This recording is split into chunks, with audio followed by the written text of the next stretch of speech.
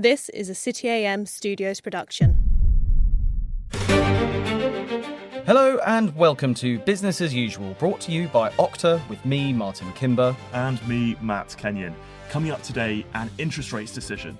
A few months ago, successive cuts looked like they were being lined up. Now, not so much. We check in with our chief reporter, Lyon, about which way our City AM Shadow Monetary Policy Committee would swing. Nothing beats a Jet2 holiday. Your summer holiday could be going into a tailspin as Jet2 warns that Brits are leaving flight bookings to the last minute in the wake of the conflict in the Middle East. Our retail reporter Felix Armstrong has the story. Plus, more Americans prefer English sparkling wine to champagne. Chapeldown CEO is on the show. And of course, the weather. Summer is almost here, but what does this mean for London's pubs? And will it be sunny for Thursday night drinks later on today? Well, we've got the weather forecast. Welcome back to the podcast that puts the sesh into recession. And we are kicking off today with some economics news. At midday today, the Bank of England's Monetary Policy Committee, the group of economists who decide on interest rates, will reveal its latest decision.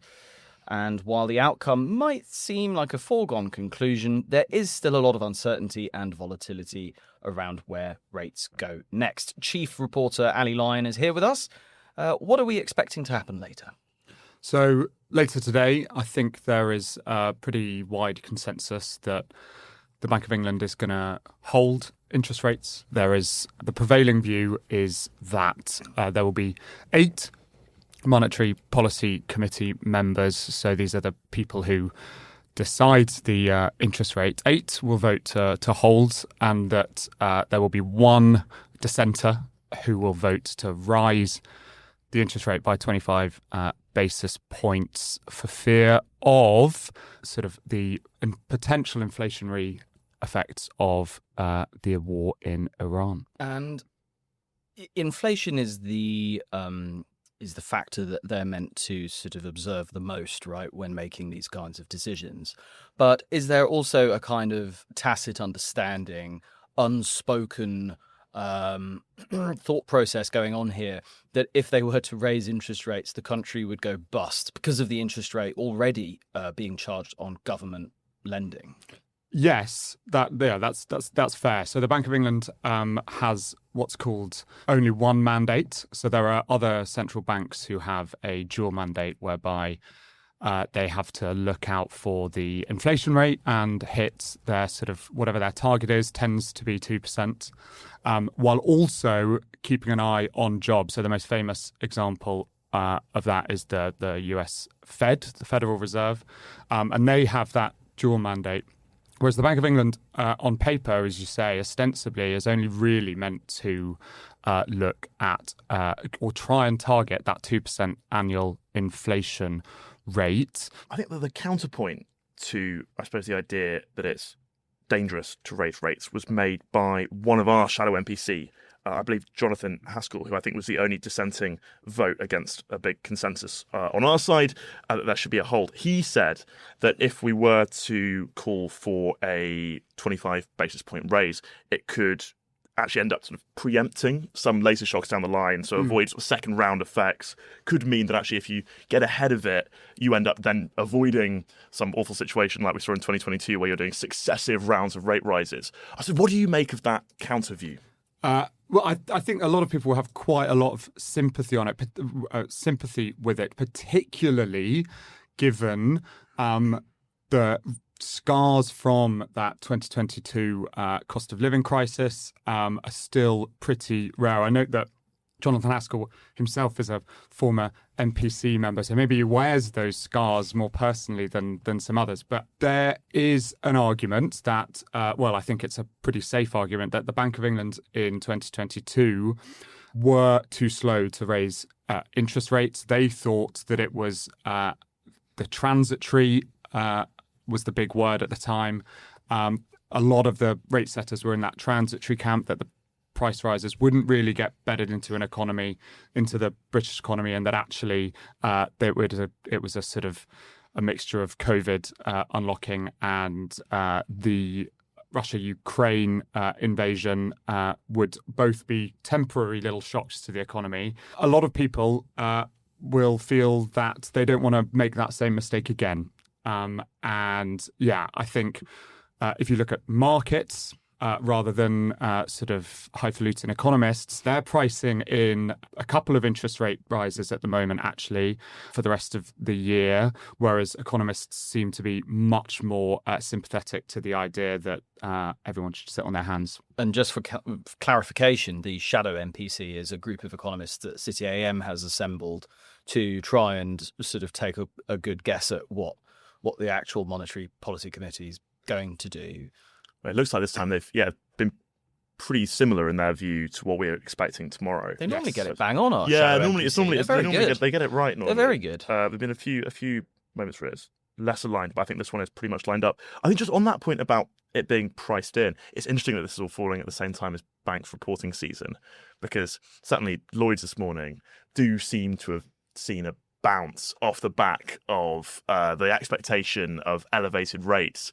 So do you foresee a bit of a bind now where it suddenly becomes actually quite difficult to both raise or lower interest rates, because there are quite a lot of controversies and interests both directions? Yeah, well, there are all these sort of cross currents. One of the big themes, and the difference with banks as opposed to this central bank rate and markets, is that they are constantly trying to predict what the Bank of England is going to do, not just at the next decision, but 6, 7, 8 months down the line, and are pricing their interest rates, be they mortgages or lending to businesses, competitively on where the rate path is going in the future. So that's the sort of difference between, I guess, why Lloyd's results will be better now already, is because there are all these sort of future anticipations that meant that they'd already lowered their mortgage rates because they were anticipating that this downward path on the interest rates. Ali Lyon, thank you very much for joining us. Right, coming up after the break, it's Holidays and Wine with our retail reporter, Felix Armstrong. Don't go anywhere. I can't wait. This episode is brought to you by Okta.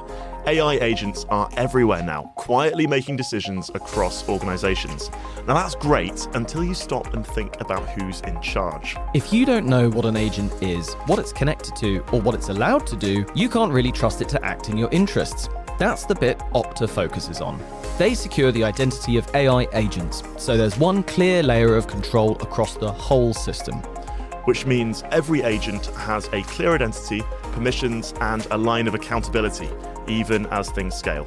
Risk becomes something you manage, not guess at. Secure every agent, secure any agent. Okta secures AI. Welcome back to Business as Usual. So we've heard about how the Bank of England is grappling with the war in Iran, but consumers too are starting to really feel the impacts, particularly with growing worries the conflict will make international travel a lot harder this summer. So the government is scrambling to secure UK airlines emergency access to jet fuel as global shipments fall to their lowest level on record. That has forced Jet2, the airline, to try and calm holidaymakers by reassuring there's enough of the stuff left to go around. Meanwhile, London's main gateway to the world and the UK's busiest airport, of course, Heathrow, has issued a pretty forthright warning over its capacity, as the war in the Middle East has meant demand for flight transfers has really taken off. Our retail reporter, Felix, is with us now. Thank you for joining us, Felix. Good morning. Welcome to the podcast. So, Felix, what do you make of what's going on here? Yeah, we've got this news today that the government is doing its best to secure airlines access to jet fuel, which in a kind of typically farcical way, there are two types of jet fuel, but the UK airlines are only allowed to use one of them. Oh, really? Even though they're exactly the same, just with slightly different freezing points. Yeah, what does that mean? What's going on there? Yeah, so airlines in the UK... Coca-Cola. Yeah. So airlines in the UK, Europe and most of the world use Jet A1 fuel, but US airlines use Jet A fuel, and they're all basically the same, but just have slightly different freezing points. And there's some kind of legislation that That's means... so American. I know. Brilliant. And that means that UK airlines aren't allowed to use it, but they're looking to loosen that. They have to have their own gallons and their own jet fuel. Wow. Sorry, we've interrupted you with a mad rabbit hole about jet fuel. But No, and I mean, the interesting thing on this is that, as you said, Matt, there are always people profiting from this chaos. So Heathrow, I'm sure, is going to rake it in from this increased transfer traffic through their airport. And IAG, which owns British Airways, has said it will impose a surcharge on flights. Jet2, who said yesterday that Brits are leaving it till later and later to book their holidays because of this chaos, they've said that they're not going to impose a surcharge. But we had Keir Starmer and Darren Jones in recent days saying that flight fares will go up and disruption is likely. I find the market dynamics like quite interesting. I mean, also because I'm sort of thinking about booking some holidays at the moment. And I always think, like, if you think there's uncertainty around it, do you book immediately? So you've booked it before prices go up, or do you leave it really late? And I'm quite surprised that everyone's leaving it really late, because my instinct would be jump in before there's a massive squeeze. I've just booked for November. But for November? Hoping that is far enough away. Oh my gosh, I've got flights I haven't booked for May. Wow. But then we've all got different approaches. Yeah, so Felix, let's say worst comes. Anxiety. Well, it does give me a bit of anxiety. Felix, let's say worst comes to worst, and there are real squeezes. What's the sort of worst case scenario here? If you had to be alarmist, I mean, I guess the worst case scenario is summer holidays are over. You could have, if the all these scenarios are based on, if the Strait of Hormuz opens up in a few months, if these costs start to come down, but we've got the lowest levels of jet fuel ever recorded at the moment. And I think it's interesting you talk about the expectations of this and managing consumer expectations, because these airlines are trying to hold on as late as possible in terms of cancelling flights, because, if the first one of them cancels flights, then that could give an advantage to their rival, or it could, make their other flights more expensive, or it could cause Brits to just, cancel flights altogether. So they're really trying to manage expectations, but it feels like they're going to have to level with the public soon. But we're not going to be alarmist on this podcast. We're going to be very optimistic and positive. And I'm pro-summer. And I'm going to be quite smug and say this is why I never go on holiday in the summer, because it's the only 2 months that it's actually nice to be here. And I will never understand. Are you defining the summer as July and August? Yes. I don't know why anyone would go away during those months. It's quite nice to be here during those months, and it's very expensive. Anyway, Felix, you've been a very busy journalist today. And I have to say, with the king over in the US, this is a great moment of national pride, because the chief executive of Chapel Down, the English winemaker, has told you that the Americans prefer English sparkling wine over champagne. He has indeed, and you're right. It's this is a proper English company, English sparkling wine. They sponsor the boat race. It's a very proud moment for us. On Britain. They are, and he said he flew over Fred Sirieix, the celebrity restaurateur, to New York to conduct a blind taste test. And our French friend found that 67% of Americans preferred Chapel Down, supposedly, to traditional French champagne. Producer Joe, if we can run a bit of Jerusalem.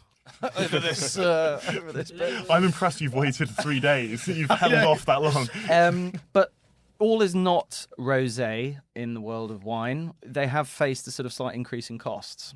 Yes, they have. And their chief executive, James Pennefather, he told me yesterday that his tractors on his fields are facing higher fuel costs due to the Iran war. We're relatively insulated against the cost of glass bottles, certainly for this year, though we were impacted after the Ukraine war in 2022. Where we're seeing an impact is on fuel costs. So the tractor fuel in our vineyards, we have 1,000 acres now planted. Also, our logistics costs clearly have gone up. You also asked him a little bit about the secondary effects of the pressures on pubs and restaurants and bars.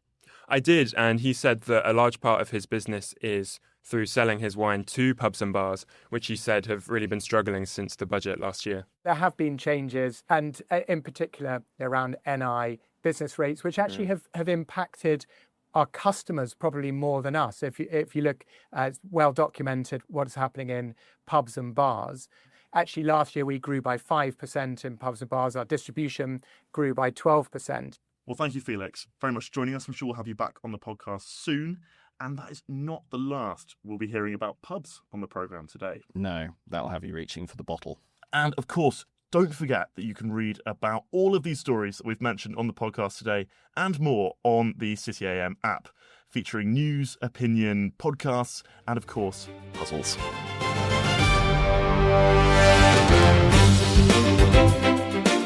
Well, let's keep with the summary theme. There's not been a huge amount of good news for the UK's hospitality sector recently.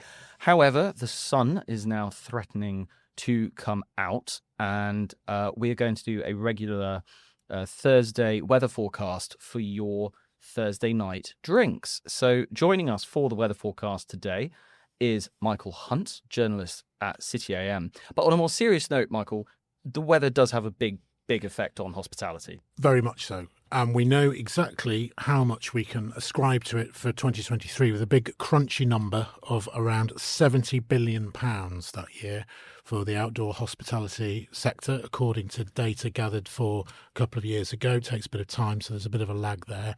And the industry itself has been kicking up a bit of a storm recently over oversimplified weather symbols on your iPhone app, which deter people from heading out for a day out. London Zoo has been all over this. This is my big culture war issue. And it feels like it's getting worse, where they default towards the straight cloudy setting, and then you see the most glorious day afterwards. I'm not sure. Is it something to do with a sort of risk aversion, where you don't want to send a whole load of people to Alton Towers, only for them to complain that it was raining a bit after? I think it's just human nature. Really? So if you see, and especially since we spend so much of our lives under cloud, as you're saying, we have the glorious sunshine in the city now, drawing people into bars and cafes aplenty. But if you are thinking about spending some of your precious time off base and you see a big rain cloud, you assume that's for the whole day when it might only be for a couple of hours. And this is what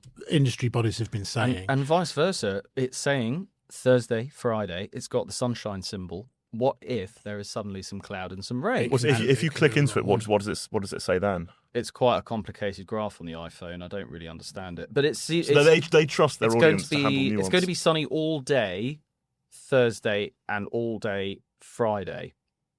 So that is the official City AM weather forecast, which you can rely on to book your outdoor seat now. No excuse for not heading out to the Square Miles world-class range of evening refreshment venues. Because there's only about 5 tables outside the Oyster Shed. You never get one. Yeah, you have to get there by 4:15.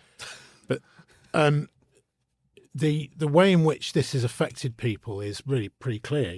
There has been quite a serious problem with it, and the campaign which was mounted by industry bodies and a couple of tourist attractions, including London Zoo, the Met Office did engage.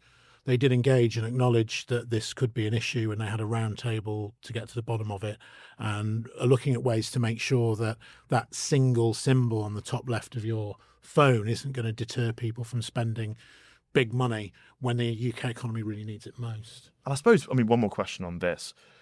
Are we now in a point where we can sort of guarantee that most weeks that people will come out if there's good weather, or are we still sort of seeing some of those aftershocks of COVID, some worries about people still not coming back into the office and into the Square Mile? Thursday's vital for the city. Thursday is the new Friday. Thursday is a huge day for pubs and everybody else in the hospitality trade. There's more pints of beer and Guinness and spritzers shifting on Thursday than pre-COVID on Fridays for some brewers. You can look at a famous city institution like the Jam Pot and see very clearly that what was pre-COVID a big Friday lunch trade pattern has now shifted forward to Thursday evening. You need only look out the window of the City AM office from about 2 p.m. onwards, and outside the Walrus looks like a sort of airport terminal. Very it's got much so many people standing outside it. Which is why this podcast and our weather forecast is an important act of public service journalism. Indeed. Yeah. Get yourself down to a pub on Thursday night drinks, book a table in advance, because you probably won't get one because it's going to be good weather. Well, that's all we have time for today. Thank you so much for listening to Business as Usual, brought to you by Okta. And as ever, do not forget to subscribe to City AM's various daily and weekly newsletters, and of course to download our free app. It even has puzzles now. We'll be back in your podcast feeds tomorrow at 6 a.m. But for now, bye-bye. Bye-bye.